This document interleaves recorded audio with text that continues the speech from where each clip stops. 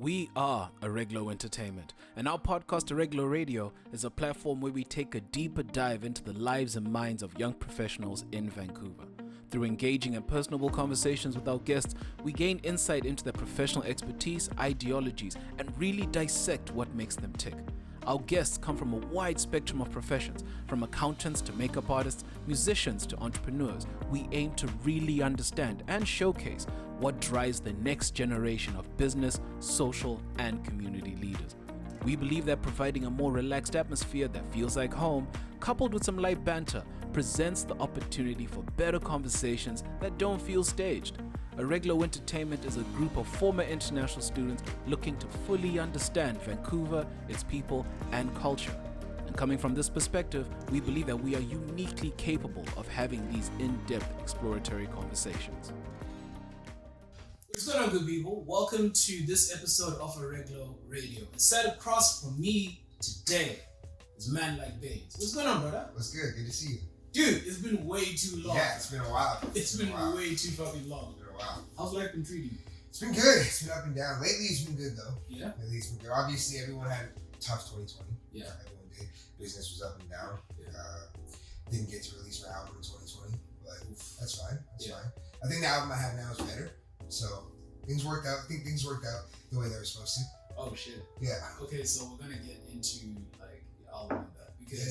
Because you just kind of, like, dropped that, like, you put it out. Yeah, why not? Oh, man. Like, I'm super excited. Okay. Yeah.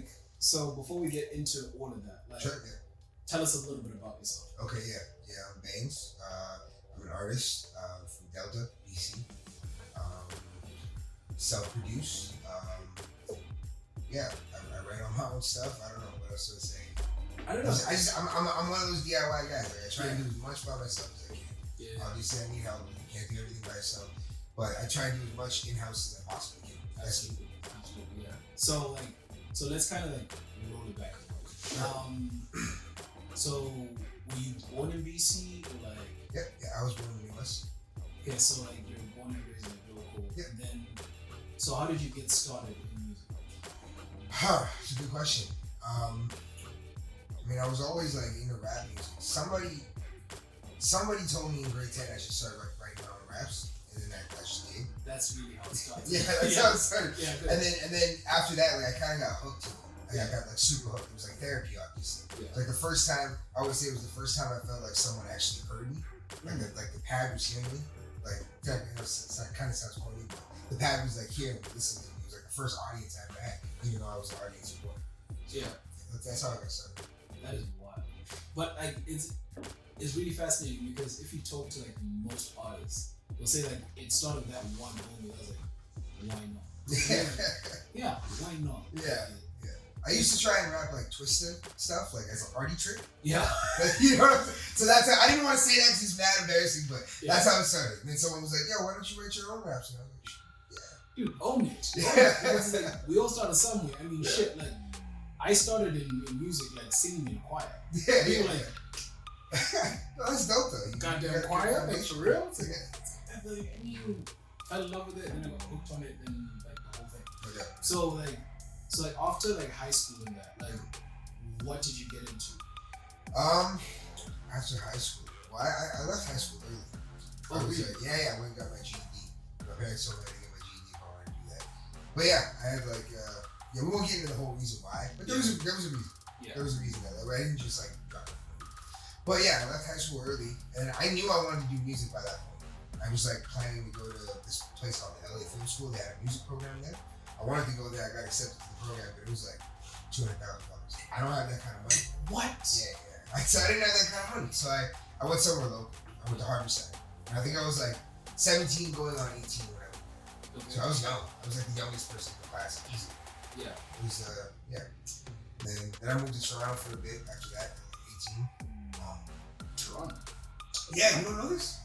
No! I have to have told you this before. No, bro. Yeah. I lived in Toronto for like a year by myself because I was trying to make shit happen, and obviously nothing happened because I was just trying to keep up with rent and like keep myself alive. Yeah. Just moving there by yourself is insane, right? Like, no, I was 18, I didn't know anybody. Yeah. But yeah.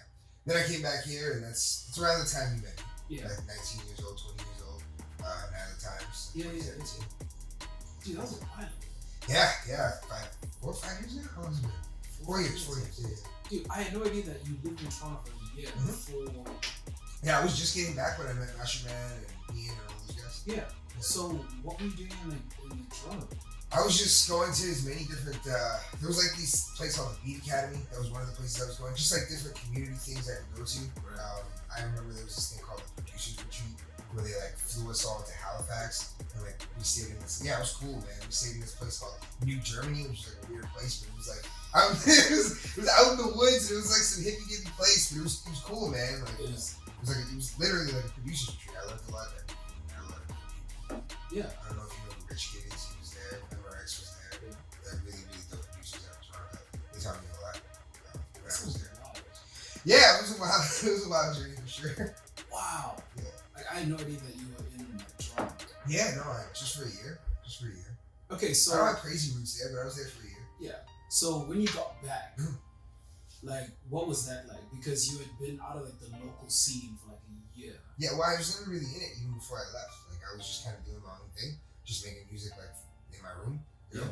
Like it wasn't until I got back that I really tried to get into it. Because then I was like, shit, I have to make something happen now.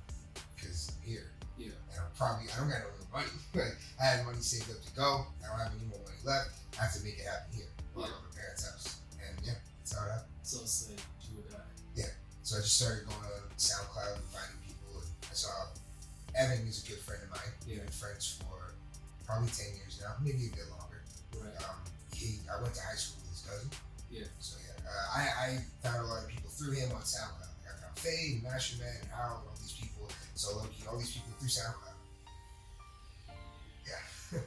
And then I just kind of started reaching out. And I threw a show and just invited all of them. Never had met them before. Yeah. I even booked some of them on the show. Like I never met Masher Man before. I booked him on the show. Yeah. Never in my life. Yeah. And like knowing Masher Man, he probably just like pulled through and was like, "This is dope." Yeah. And then he tried to sign me like 3 weeks later. Yeah. Oh wow, dude. I mean, but that sounds like him. Like, Yeah, he's no doubt. like he's literally one of the most like supportive like cats For out sure. there. It's like it's kind of weird. For sure. It's kind of weird to see. Okay. So let's get into like where you're at right now.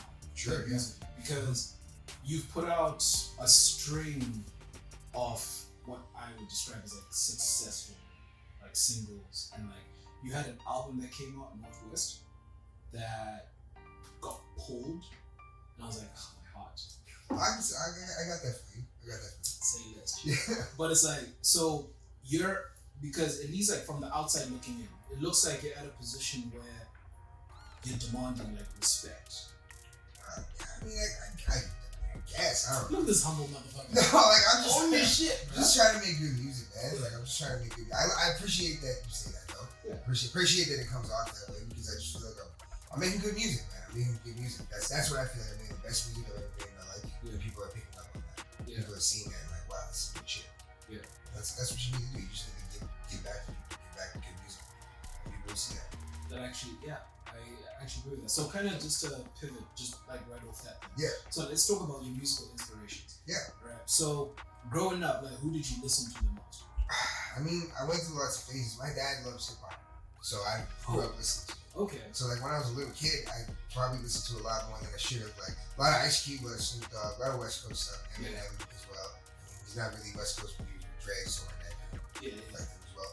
But yeah, but then when I started coming to my own, like the Kid Cudi's of the world, the Kanye's of the world, obviously those are my Pharrell, Timbaland, those are my biggest influences for sure. Yeah. And then later in life, like I mean, if you're in Canada and you don't look up to Drake, you're probably like I don't know. I don't understand. You know, he's Oh my god. No, like Kendrick, of course. Like, yeah. So it's like, when you were starting out, then right, like, did you find yourself in this like weird like artist trap that most people find themselves in? It's like you're trying to emulate their sound a little bit. Yeah, I think. Well, I think every artist has to go through that to find themselves. Yeah, for sure. Before you start sounding like yourself, and once you do start sounding like yourself, it's the most fucking rewarding thing ever. But it feels amazing. Yeah, it does, because when you make something that like you're not sure if it's gonna hit, you gotta show other people something. At least for me, I gotta show other people sometimes. I gotta see how they react to it, and not what they say and how they react. Two different things. Because people would say, "Oh yeah, it's great," but then like they're on their phone. Like, you know what I mean? Like it's different. I can see it in people's eyes when they react, like when they really like something. Okay. It's different. It's different. When they really like, you know, when something catches your ear. Yeah. Like, those are the good songs. Those are the good songs. Yeah. You're definitely not wrong with that. So then like obviously like it wasn't easy, like trying to like find a sound and everything else like that. So it's like was there like a snap aha moment where you're like, oh, this feels natural? I think when I made Alone was the first time where I was like, oh fuck, like this is me now. I'm not trying to emulate anybody. That was the first time. I think I remember that tune. Yeah, it was yeah, that's the one. That's the one. Yeah. But I mean, I probably had felt like that before, but Alone was, like you said, the most natural feeling. Like, felt like I was on something. Right. And then again, when I made The Shade, and I'm sure I'll feel like it again when I make it. So, I love that jam. So, like, The Shade is like, god damn it! Like, it was legitimately like one of the songs. Like, in the shade, I was living far away. I was like, god damn it! Chest in my chest. God damn it! I appreciate it, man. I really do. No, but like, okay, like this is BAINS, like for real. But like, I don't know, because like we've worked together, but it's like when I heard The Shade and then I watched the video, I was like, this is wild. Like this is wild. So when it comes to like collaborating, right? In terms of like, okay, so let's start with like collaborating when it comes to creating actual music. Yeah. Like, was it challenging to find people to work with, or was it relatively easy? Well, it's a tough question. I think it was challenging because it was COVID times. It's tough to like, you don't get to go and like meet up with people and be in the room with people. And I was trying to get them like to really like add to my album, which is like a tough thing to do when you're not in the room and you're not like feeling the person's vibe. Yeah. So a lot of people passed, but it was because it was emails. So it's tough to, you know what I mean? Yeah. Get it done through emails. But I partially blame COVID for that. Like, I think if there wasn't COVID and I was able to get in the room with people, I would have been able to get a little bit. But for the most part, it was just in-house. It was just me and my team, just working on it. Yeah. So okay, so then in terms of like creating like visuals, because the visuals for The Shade are wild. Like, it's a narrative within a narrative, and it's like it goes from like homegirl like literally yelling at you to like, I don't know what's happening. It's like I watched that video like 2-3 times. I'm like, Wow. you know what I mean? Yeah. So it's like, in your experience in Vancouver specifically, it's like, how difficult or easy has it been to find people to like bring your audio vision to like to visual life? I mean, it's tough. That one I got lucky. Like, I got lucky that all the pieces just fell into place. We contacted Rock, he fucking got the whole team together. The team was amazing. Yeah. I don't know if you've seen like I tagged all of them in my Instagram post. Yeah. Everyone should go check that Instagram post out. Yeah. Everyone deserves the credit on that one. The team was insane, man. It was like 15, 20 people that like made that shit come to life. What? Yeah, it was really like throughout the day. You know, not all of them were there at the same time. Yeah. Because we had multiple locations, but throughout the day, definitely. Yeah, I mean, it was and I owe that all to the team. The team was amazing. Like, I just showed up and performed. That's it. Wow. Yeah. So like, how long the shoot was that? I mean, it was all day. We met up early in the morning and we left in the evening. It was a one-day shoot? It was a one-day shoot, yeah. We got it all done in one day. But it was a long day. Like, we were traveling around and it was fun. I like shoots. Yeah. It's still like novel enough that I like it. Yeah. Eventually I'll probably get sick of it. I've talked to people where they're like, I hate this shit. I'm like, really, I don't enjoy it. Maybe it's just new to me still. I don't know. Look, like, I'll be real. Like, one-day shoots, they have this like weird pressure attached to it, where it's like, you know that you need to get all your scenes shot. Like, everything was very tight on the timeline. Like, Yeah. We ate lunch like outside of one of the locations. Like we had like sandwiches. And we were like trying to eat like outside. It was That's it was wild. It was fun though. That's wild. That's wild. All right, so let's talk about Vancouver's music scene as a whole. Sure. So there's this ongoing sort of like conversation / debate online that Vancouver doesn't have a musical identity. So and they always cite places like New York. New York has its own like subgenres that are rooted in New York culture. California has its own things like regional California. Like you got Bay Area sound, you got an LA sound. And if you go to Atlanta, the exact same thing. You go to like Houston, Texas, the exact same thing. So there's this like conversation online that's like Vancouver doesn't have like an audio identity. Like, do you think that's true, or do you think people just aren't looking hard enough at local talent? It's a good question. It's a big question. It's tough for me to say as an artist because I'm so in it. I'm not the right person to like make that call. Yeah. People gotta make that call. Yeah. So that's the conversation that's being had online then. But I mean, I would say that maybe people aren't looking hard enough. Because a lot of the times, I'll say this, a lot of the times I bring up artists that I think are great. Yeah. People have not, even other artists don't know who I'm talking about. And I'm like how, you're not to the ground? Like, you're not looking? Because everyone's always complaining about, like, oh, there's not this, it's not that. But I feel like there's a lot of talent. Yeah. I feel like personally, I feel like there's so much. Yeah. There's an insane amount. Like every day I find someone, I'm like, whoa, holy fuck, like, who are you? And you make music this good? To me, that's what it feels like. Yeah. It's a lot of discovery all the time. But again, I'm so in it. I'm an artist. I'm like meeting people. It's different. Yeah. Like you're actually in it, so maybe it's just hard for you to like take a step back. The reason why I asked you that is that like my own opinion on it is that Vancouver sonically doesn't have a definitive sound, but I think that's more a byproduct of what Vancouver is. Like, Vancouver is one of those cities where you've got pockets of individual groups, cultures, languages, and everything else like that. Right. So creating like a coherent identity, like within hip hop, folk, or whatever, it's gonna be that much more challenging because you need to find something that resonates with all these different like groups of people. Yeah. So maybe that's the issue. And then there's also like this weird thing. So I kind of want to like, get your take on this. There's also this idea that if you're a local artist in Vancouver / BC, the only way to actually like blow up is to leave the city. I don't know if that's necessarily true for everyone. Right. I know people who have had great careers here. It just all depends on what you want. It all depends on what you want. It's like there's people who are making enough to live that have never left Vancouver. I don't think you necessarily need to. It all depends on what you want out of this. 100%. Depends on which route you want to go. You want to get signed by a major label? Probably a good idea to go to LA then. Yeah. You know, like that's. But I don't know if that's even the right move. I know that's not the right move for everyone, for sure. That's a tough fucking route. You got to be a very lucky person to go that route. So yeah, I think it's a big question. It's a huge question, but I think it's different for every single person. Everyone's got their own path.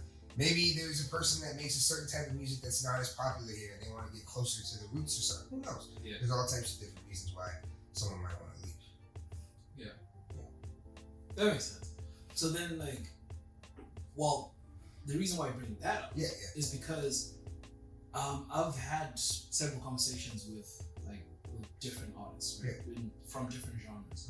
And they've all said that like, if you want to be a successful hip hop artist from Vancouver, you need to like blow in Toronto first.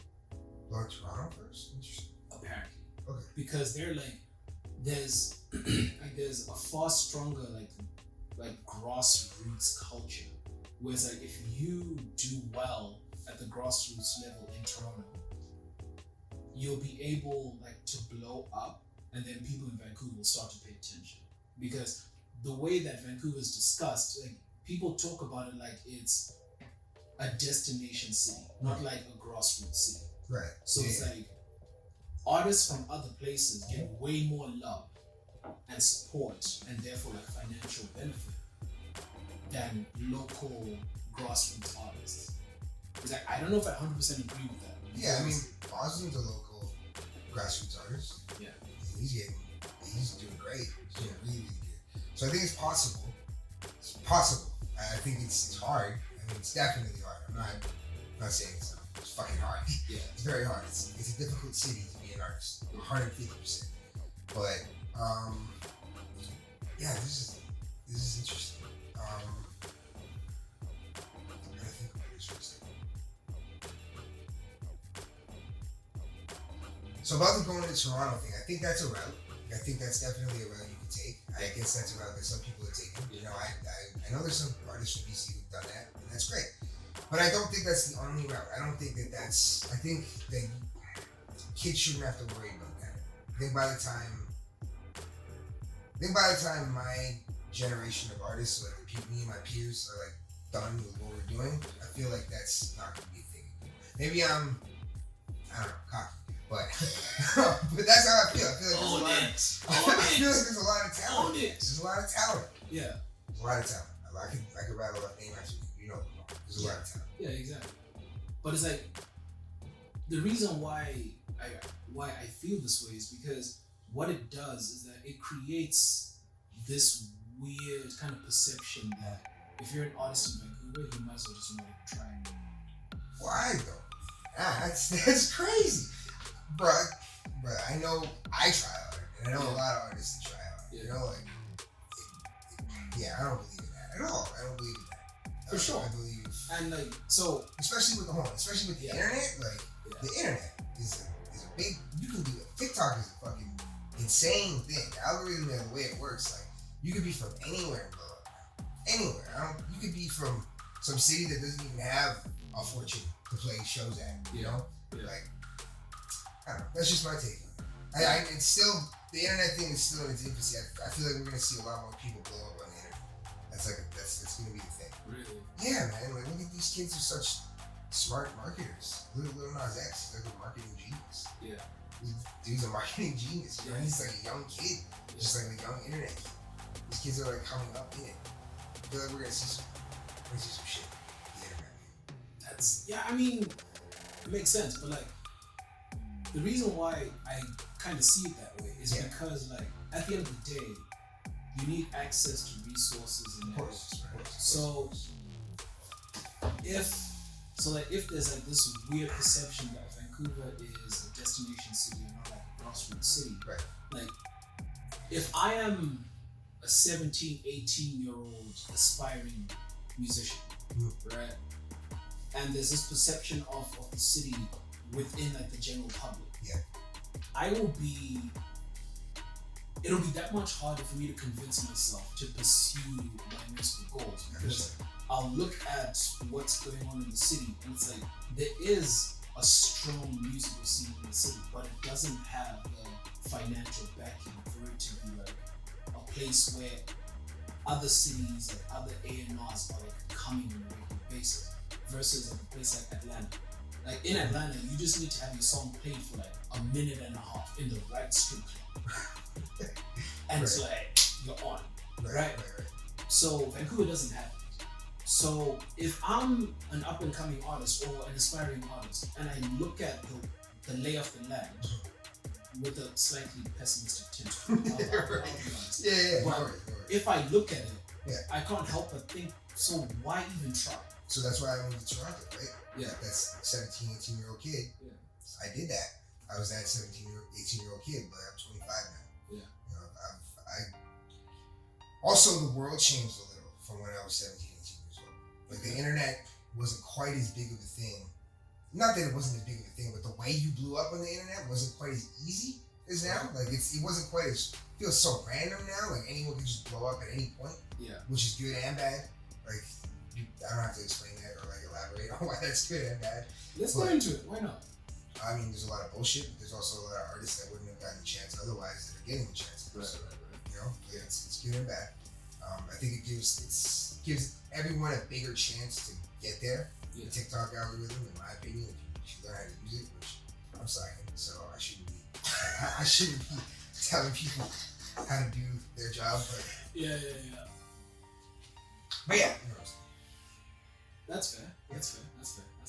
So let's talk about your upcoming album. Sure, yeah. Let's get into the weeds on this one, bro. okay, yeah. Weeds on this one. All right, yeah. All right. So, how much can you reveal about it? I mean, I probably won't give out the title and stuff. Yeah, of course. But I mean, Inspirations. I'm an open book, man. I'm an open book. Inspirations. Let's talk about it. A lot. Like this album has come together over the course of a very long time. I probably started working on it in 2019. Okay. And there's been like 5 or 6 different versions of it since then. Okay. And I keep scrapping it and saying I'm just gonna do singles, and scrapping it and saying I'm just gonna do singles. Right. But this time I've got like a collection of songs that I'm really happy with. Yeah. I feel like I just need 2 more. Once I get those 2 more, I'm good. And that's golden. And it's golden. Yeah. I've got this. Yeah. Things are set up. Singles are coming. Yeah. I'm excited. I'm excited for it. Right. So then, in terms of like prepping for this, like for this album cycle, like what's been the thought process because of COVID? Okay, so it was crazy. I was signed to a label for a bit. Yeah. I was signed to Awake for a while. Yeah. And so like working throughout COVID was really tough because I'm out in Delta down in Vancouver. And it was just tough to like communicate the way we would have wanted to. So things moved really slow. That's why I didn't get to put a lot of music out in 2020. And same with them, like things were just moving slow. Because of COVID, it's natural, right? Yeah. So eventually we kind of came to a point where we're like, all right, I think it makes more sense to go our separate ways. So I'm on my own now for this album. This is my first solo project in a while. And Catch Up was like the only real solo project I put out. I was like signed it. Yeah. Oh yeah. That was a thing for a while. Yeah, man. Did you do a sponsorship in there? Yeah, I tried to finesse my way into something. I like the biggest thing I got wasn't the real sponsorship. I wanted it to be bigger than it was going to be. Yeah. Yeah, I believe in that shit. But anyways, yeah, so yeah, I'm excited for it. I'm super excited for it. Wicked. So then, like, in terms of like sonically, like what direction are you going? Like, can we expect more stuff like Shade, or can we expect like harder like rap bars type I beats? mean, a little bit of both. I feel like that's who I am as an artist. Definitely more stuff like the Shade. Yeah. That's the direction I'm moving as an artist. But don't go in thinking that I'm just the same. Yeah. The bars, I'm still me. I'm still me. Just hit him with a quick 16 ounce. Yeah. Just a young 16. Let him know what's good, man. Yeah. What's Gucci. I wrote a verse with you today that you like. I was working on the album this morning. I'll show it to you. Yeah, exactly. This shit isn't leaking. We don't leak anything around here. We run an airtight shit. Yeah. Airtight.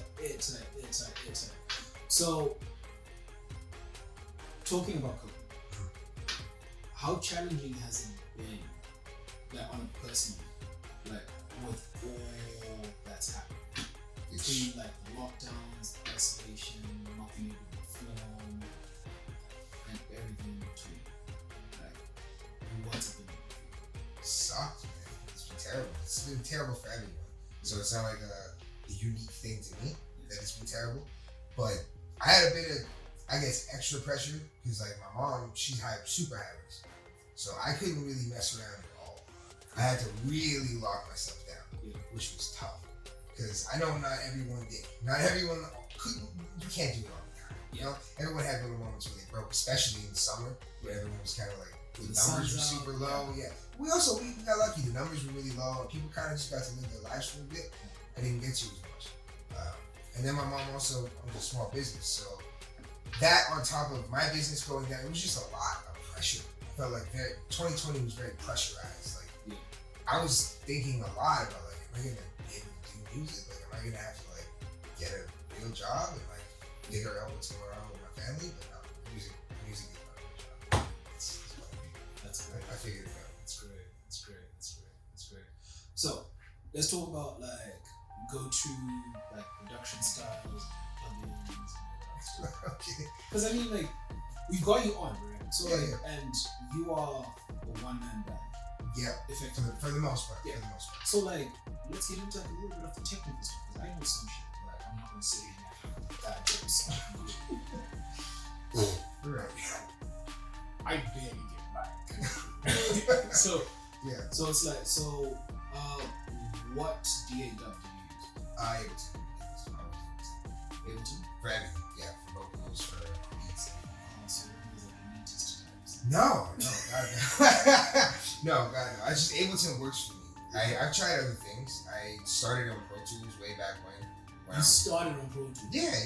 Because I thought it was free. There was like that light edition one that only gave you like 8 tracks or whatever. So yeah, that's what I used to use, Pro Tools light edition. And then I had like an MPC. Like, have you ever seen those MPC studios, like the really cheap ones? They're like flat, they're like $400. I have one of them. Yeah, they're terrible. But you gotta start somewhere, right? Go buy things first. I'm like, if there's any 17, 18-year-olds watching, no, it's a good first way to control it. It got me back. Get it. But yeah, I used to make beats on that thing, and then Pro Tools was my recording. But then I switched over to Ableton in like 2014. Okay. I never looked back. I love Ableton. Okay. I tried FL. That wasn't for me. Yeah. But I know a lot of people fuck with FL a lot. They got really good plugins, but not for me. Yeah. Okay. So like, when you're producing and any of that, like, what are like some good tips for someone that's trying to make like music close to yours? I think the best piece of advice anyone ever gave me that helped me along is to be in the room with people who are really good at what you want to do. Okay. Try and be in the room with them and just watch them. Okay. Just watch them and like never waste your time. You know, when you're in there, like just watch, pay attention, ask questions. Yeah. That's the best way to get better. Right. I think it's the only way to get better. You can try and go to school for it, and school will give you good base knowledge. So you like know what everything is, so you know what an EQ is, you know what a compressor is. Yeah. But in order to like learn how to use it the way you want to use it, you got to be in the room with someone who knows how to do it. Right. And that's specific, because every type of music is different. Everything's different. Even like within hip hop, like more boom bap hip hop is mixed completely different to modern hip hop. So if you're trying to make one or the other, you got to be in the room with the right people. Yeah. So like, do you have any like go-to plugins? Go-to plugins? Not really. I have go-to plugin chains that I go to all the time, just because like for my vocals, like I just have chains that I drop in there and then I like adjust them later. Yeah. But they're nothing special, just like Pro Q, like Pro C, yeah, nothing special. And then I use Valhalla. Valhalla's got the best reverbs, I think. Valhalla's got really, really good reverbs. I guess that's the one I would suggest to anyone. And they're super cheap. Super cheap, $50 for one of those. Supermassive is the best delay you can get, I think, personally, and it's free. Supermassive, yeah. Valhalla Supermassive. It's my favorite delay, and it's free. Oh shit. Yeah. Holy shit. It's really dope. That's wild. Yeah. Okay. So, so like in terms of like your collaboration style, right? Because again, like we worked together, but it's like it was kind of chaotic. It's like yeah, we were drunk. It's like we're drunk. We're in the room. Like, do we want to make something? Yeah. All right, cool. Like, Masher Man, play the beat. And that was the first time me and Polo had ever hung out too. You're joking. So we tried to like out-rap each other. We talked about that like later on. We're like, yeah, no, I was definitely. Actually, for real, like I think that was the first time that I met Polo as well. Yeah, might have been. Yeah. It was him and Mash just started. Probably the first time he was over at Mash's. Yeah, man. Dude, that is wild. Yeah. Because that's such a chaotic time. But it's like, that's what I'm trying to get at. Like, in terms of like the way that you like prefer to collaborate with other artists, like would you prefer to be like, send me a demo, I'll write my shit, then I'll send you back like whatever I have? Do you prefer like to be like very much hands-on with them, whether you're featuring on their work or they're featuring on yours? Like, it depends on what's happening. A lot of the time I do like to record just in my room alone because I feel like I engineer myself the best, but that's a bad habit. Like I should want to like work with other people more. I should let other people engineer me more. Yeah. But when it comes to like actually getting a vibe down, definitely you want to be in the room with them. Especially if you're trying to get them on something of yours. Yeah. You want to be there to like convey what you're trying to get across. If you just send it to them, it's a little tougher. Yeah. And vice versa. If like someone wants something from me, it's better if I'm in the room with them to like get what they're trying to get from me. That makes sense. The feeling mostly, like what you say is not as important as how you say it. Really? I think so. I think delivery is everything. True. The lyrics still matter. I think people get confused sometimes and think lyrics don't matter. They do. I think they do, at least. But delivery is important. Okay. Alright, so I'm gonna trip you up a little bit. Okay, what? Top 5. Top 5 of what? Top 5. Of what? You know what I'm talking about, babe. No, I like a lot of things. You could be talking about basketball players. You could be talking about WWE superstars. Okay, all right. So let's start off with this. Top 5 wrestlers of all time. Top 5 wrestlers. Because I know that you're a WWE super fan. I am. Yeah. No one knows that. Top 5 wrestlers of all time. I'm not gonna put them in order. It's tough. Do I have to put them in order? These are No. Okay. All right. Stone Cold, The Rock, John Cena, CM Punk, Daniel Bryan. That's my top 5. It's my personal top 5. What about the Undertaker? Undertaker's not my personal top 5. He might be 6 or 7, but he's not my personal top 5. He's my dad's number 1, so you can manage that too. Chris Jericho? I love Chris Jericho. Randy Orton? I love Randy Orton. Triple H? If we're going top 10, these guys won't make the cut. Okay. So, top 5 NBA players. Like, if you could have a starting 5. Can I just start LeBron in all 5 positions? I'm one of those LeBron guys. I love LeBron, man. LeBron's my dude. No, I'll see. You can't paste and copy LeBron. I know. Right. Okay, so point guard Steph Curry. So I'm doing this is my all NBA top 5, I guess, right? Point guard Steph Curry.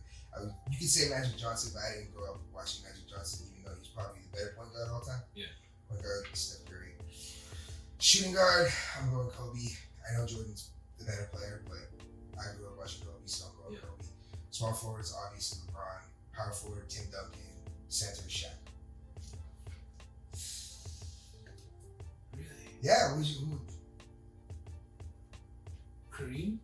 Yeah, no, I mean, I didn't watch Kareem. That's only. I'm trying not to be disingenuous. I know that they were the better players, but this is my personal that I've ever seen play.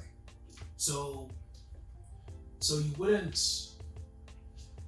bump LeBron to power forward? No, he's a small forward. He's listed as a small forward for most of his career. Yeah. Can't cheat.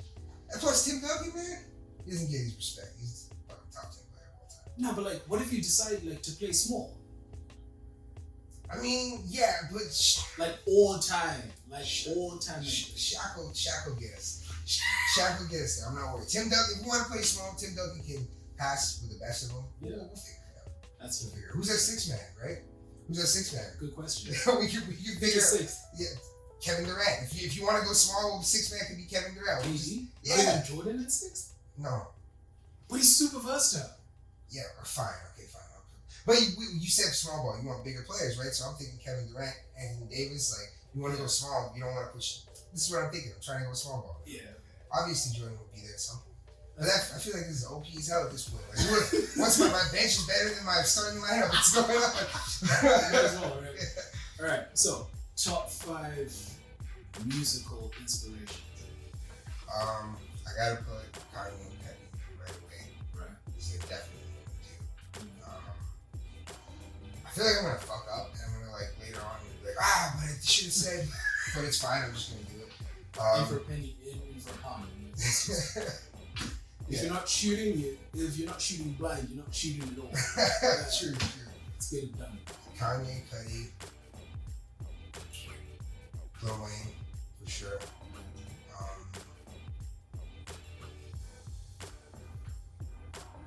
It's so hard. The last 2 is so difficult. We're talking about personal influence on me, right? Yeah.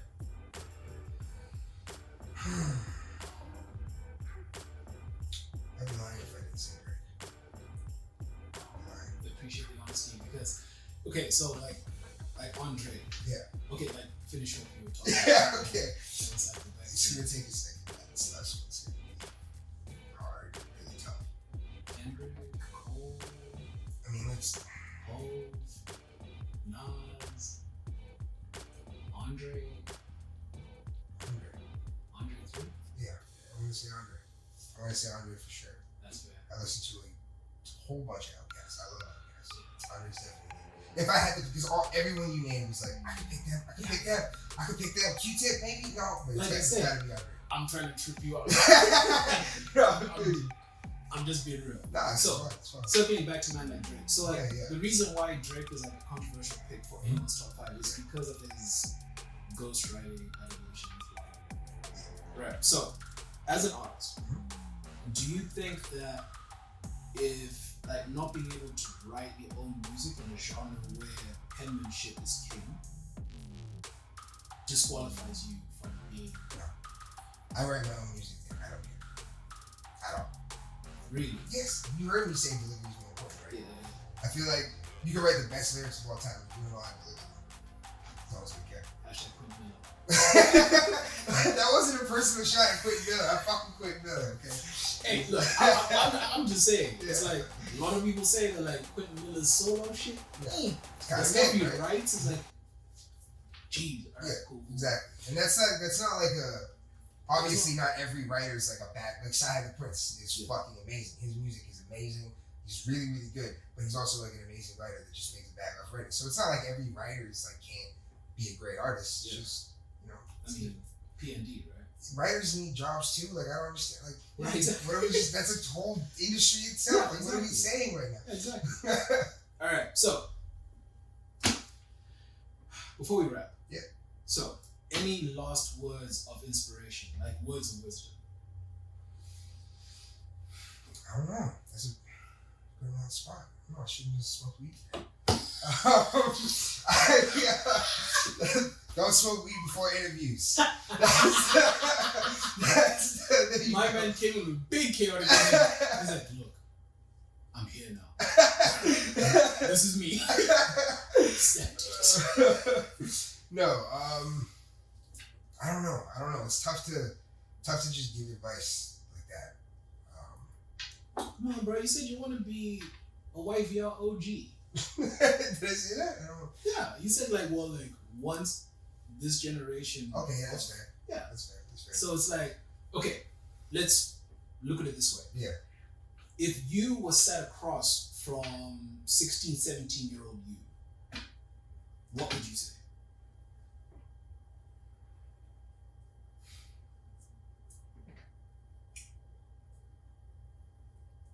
Trust your gut as much as you can. Trust your gut as much as you can, and try not to let people pull you in too many different directions. It's always good to get input, and it's really important to collaborate. But make sure you have a good sense of self and trust your gut. You're gonna end up getting pulled in all kinds of different directions that aren't meant for you, and you're gonna regret it. That's what I would say. Solid advice. Solid advice. So where can people find man like Big Daddy Bains? Big Daddy Bains. Finger slaps. BAINSDOT, Bains everywhere. At Bains on everything. It's wherever you want to find me, at Bains. Wicked. So, Bains, it's been far too long. Yes. But thank you for pulling through. Yeah. This conversation has been wicked. Like, really wicked. Okay, go. So, for those of you still watching and or listening, it is what it is, baby.